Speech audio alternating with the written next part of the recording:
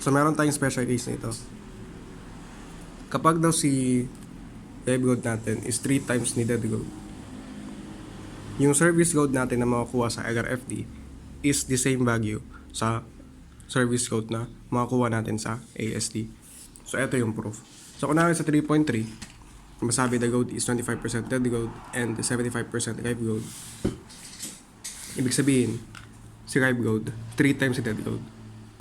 Kasi si dead load, di ba, 25% at 75%. So, parang triple siya ni dead load. Pero, hindi ko na-discuss itong solution. Gawa tayo ng alternative solution. So, di ba yung TU natin? Yung TU natin is 97.2. Yan kasi nag-govern. Yan yung mas mag-8. So, yan yung gamitin natin na TU. So, using combination, 1.2 DL plus 1.6 LL. So, di ba sabi natin, service load is simply dead load plus live load. Sabi sa problem, 25% ng service load ng total is dead load and 75% is live load. So, sa solution, yung DL, change natin ng 0.25 ng total and yung LL is 0.75 ng total. So, pag sinolve natin yan, ang kakabasan niya is 64.8 kips. Ibig sabihin, yan yung total service load. Ngayon, i-prove natin na ang service load na nag-result from using yung LRFT natin is the same sa service load na makukuha natin using ASD. Di ba pag ASD, kunwari, dito lang tayo nag-stop. For yielding and fracture, magbabago yung value ng multiplier. For yielding, 0.6. For fracture, 0.5. So, solve natin to. 0.6 times 36 times 3. So, kinagabasan dito, 64.8.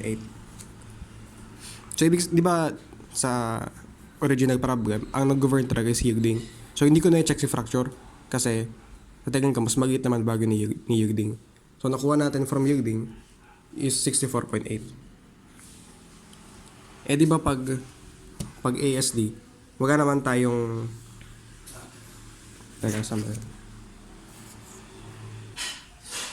kung sa LRFD, ang combination natin is with factor.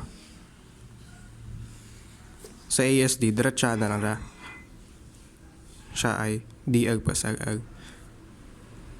So, ibig sabihin, kapag ASD, na-skip natin itong step, yung makuha nating sagot dito, yun na yun mismo. So, yung nakuha natin dito by using ASD is 64.8.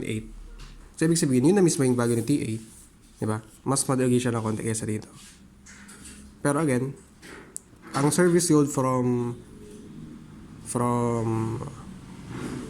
ASD and service load from LRFD is the same kapag ang case natin is eto lang naman. Kapag siya ay 3 times ni dead load ang ating live load. So, ibig sabihin, for example, sa case nitong 3.11, ang sabi sa 3.11, 20% dead load, 80% live load. So, kumbaga, si live load is 4 times ni dead load.